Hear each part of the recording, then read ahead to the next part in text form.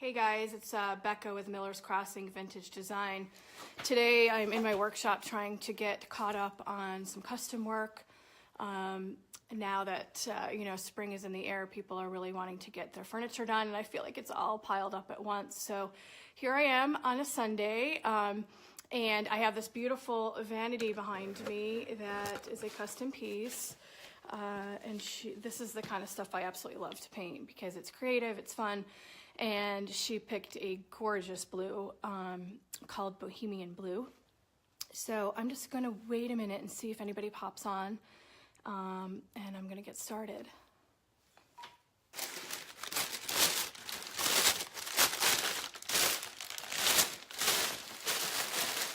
I guess if nobody watches, they can watch it on the replay. So I'm gonna tell you what I'm doing. I'm taking a thinner paper brown bag, and I'm just going to kind of smooth out where I painted.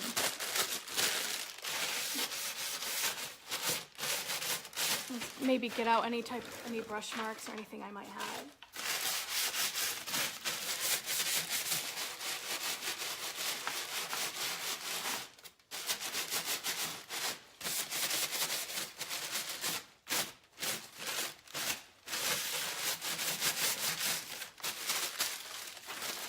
I got two people here. How do I see who they are?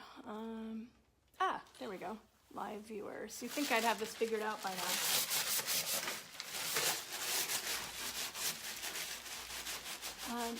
And they left. There we go, there's one. So right now I'm prepping this piece to get ready to wax. I'm using a brown paper bag to smooth out some of the chalk, or clay paint.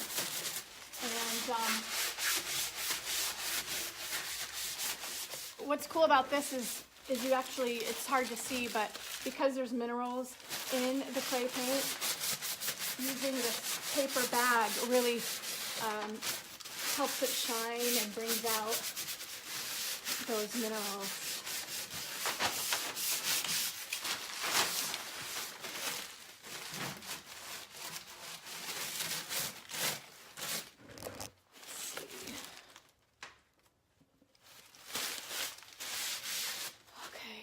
It doesn't say who's watching, but whoever you are, hello and goodbye. Okay, so now that I've done this side and I've rubbed it all down with the paper bag, a lot of craft paints and chalk paints, to get it a little distressing, a lot of people use sanding. What's great about the DIY clay paint is you use water. Which is nice when I'm doing custom work in someone's home. I'm not getting dust everywhere, and I can still achieve the distressed look that that people like. So I like to take a sponge like this, and I like to get it really wet. And I'm just gonna kind of distress a little bit on the edges. I'm not gonna do too much on this particular piece, but just a little bit,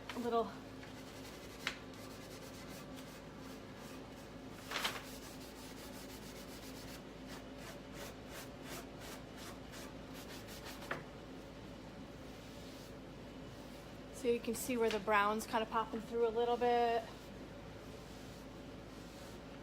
Sometimes it dried overnight, so sometimes you got to use a little bit more muscle. If I had done this yesterday, it would have come off a lot easier. But I let this dry overnight.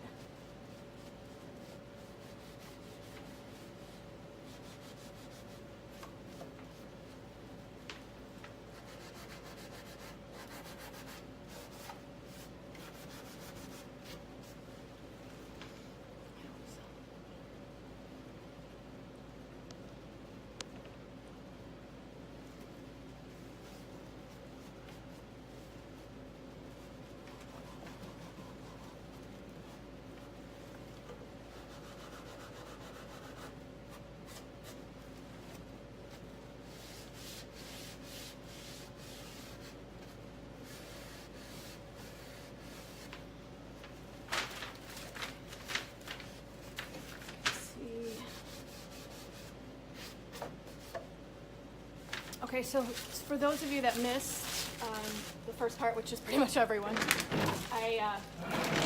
is a custom piece that I'm working on. First I cleaned it with Crud Gutter, and it took a lot of sprays. I had, there was a lot of dirt and stuff that came off of it. So I cleaned it really good with this, and then I went ahead and started painting it. The first thing I did is I used one of these cabinet rollers. I like to do that first in a thin layer, and it kind of makes you know, the next layer adhere really well, and also gives a smooth finish. And then I use the Paint Pixie paintbrush, you know, that's got kind of a pointy tip, and to get into the detail on the edges, and to fill in maybe where the roller didn't get. So now that it's dried overnight, I'm going to take paper. You can do a paper bag, or you can do like a sponge, or you know, whatever you want. I like to do the paper bag because I always have them around, and then you just kind of just polish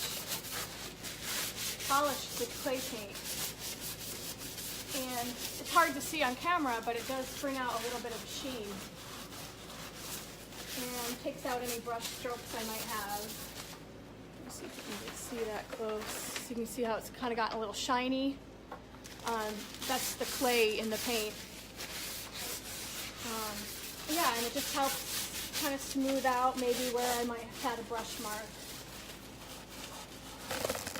And then once I've done that, I like to take a sponge, and instead of sanding, hey Beth, instead of sanding with this paint, we use sponges and water, which again is really nice if you want to work around your kids or your animals, and it's, you know, just not as messy. So I just like to take the sponge and kind of use a little elbow grease to take off some of that paint, to show you know, some of the wood, some natural, to make it look like it's maybe been some natural distressing.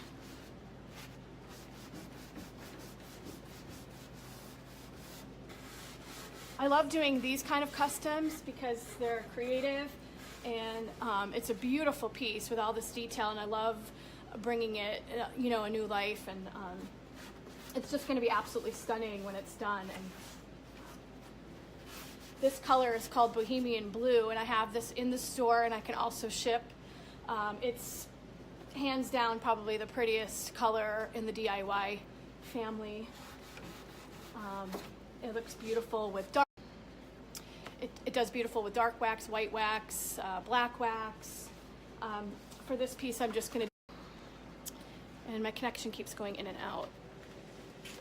Okay, so the next step is waxing, and I do have a lot of customers that come in and they're a little intimidated by waxing. I am definitely hands down a wax girl. I absolutely love it.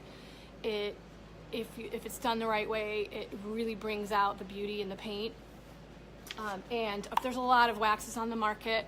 I use the DIY wax, and the one thing that's a little different than the DIY wax is the consistency. It's very, very creamy, very, very easy to work with.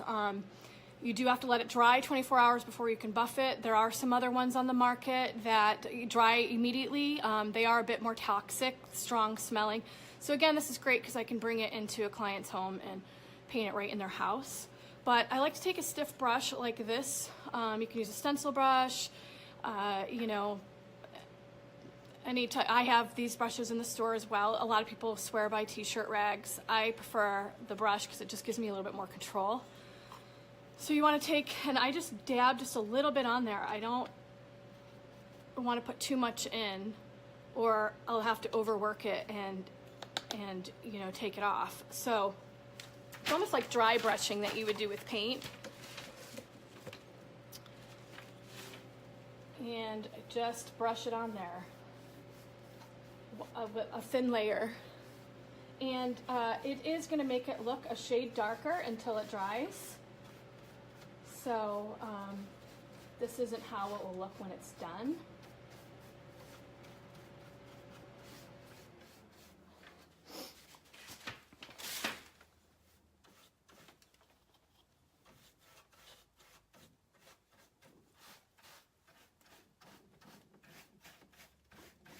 So hopefully if my viewers want to come in, they want to watch how to do this when they come by paint, it'll be a good resource for them to come back and look.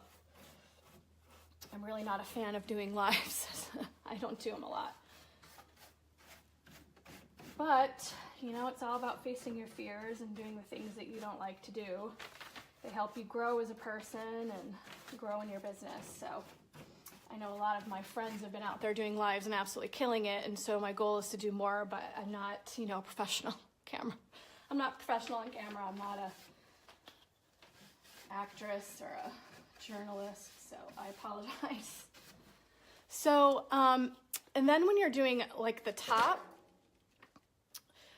you know, it's a bigger surface, so I like to do kind of like longer strokes like this, so I don't get any brush marks with the wax.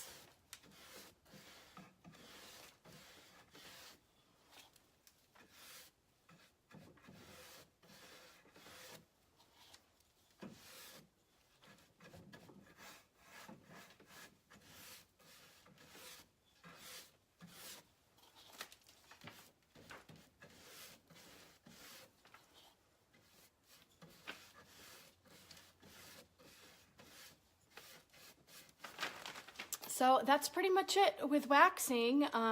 Now it'll dry for 24 hours, roughly. I mean, it really depends on the humidity and, you know, sometimes quicker, sometimes longer. But once it dries, I then like to take like a buffing brush. I mean, you don't need to have something like this. You could use, again, a t-shirt rag or something like that. But once this dries, I like to buff it. And then that's, you can control like the sheen. You can control how shiny you want it to look. And it's, you know, turns out really beautiful. So anyways, that's it. I won't bore you any longer. And if you have any questions, you can message me. Again, I have all of these products online and in my store. So anyways, enjoy your Sunday, and I hope it's warmer than it is here in New York for you. And have a great day. Bye.